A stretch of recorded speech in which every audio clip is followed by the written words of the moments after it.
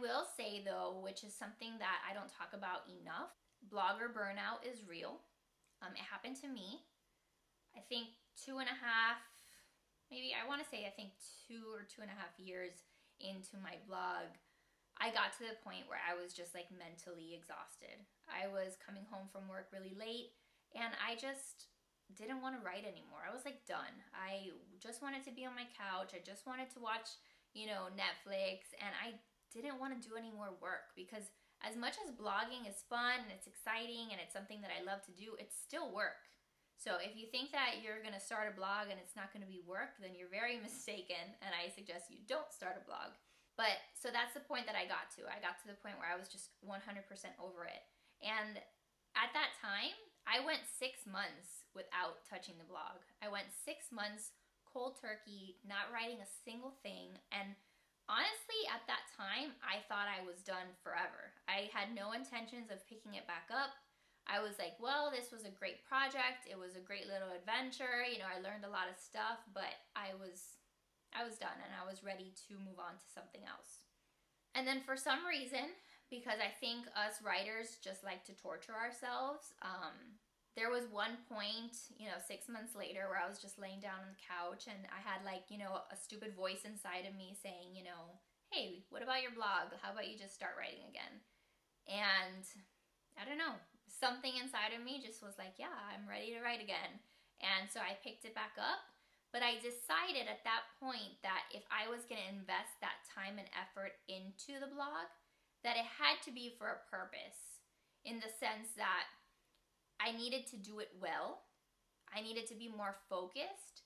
And if I was going to devote, a couple more hours after work to working on this, then I wanted to find a way to make it profitable and to make some money off of it. And it was really that shift in my mindset that caused me to start making some money off the blog. Immediately that day, I went from, hey, this is a hobby, to, okay, no, now this is going to be a business. And no, it's never been like a full-time business. I don't earn a full-time income from this blog at the moment, but it's still been bringing in, from $500 to $1,000, sometimes $2,000 a month, depending on how much time I invest in it. So at that point where I shifted gears, and at that point where I decided I was going to start treating this like a business, I did a lot of things that I hadn't done ever, at that point. Things like, looking at my email list.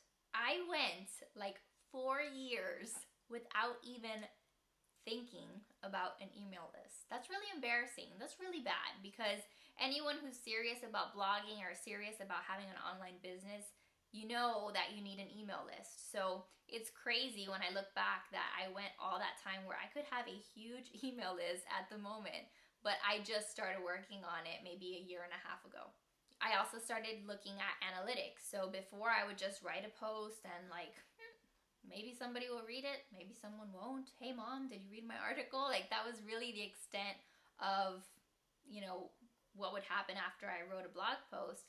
And so I started to get a little bit more strategic. I started looking at the analytics. I started really focusing on things that I could do to promote each of these blog posts, getting on Pinterest, getting on social media, and just pushing that content out to hopefully reach new audiences.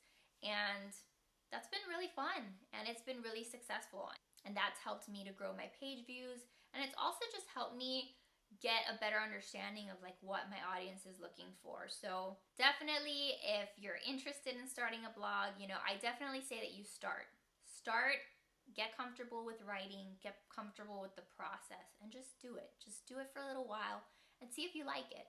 But then eventually, if you do want to take it to the next level, maybe a lot of you watching this already at the point where you have a blog and now you are ready to take it to the next level, at that point you need to start treating this like a business.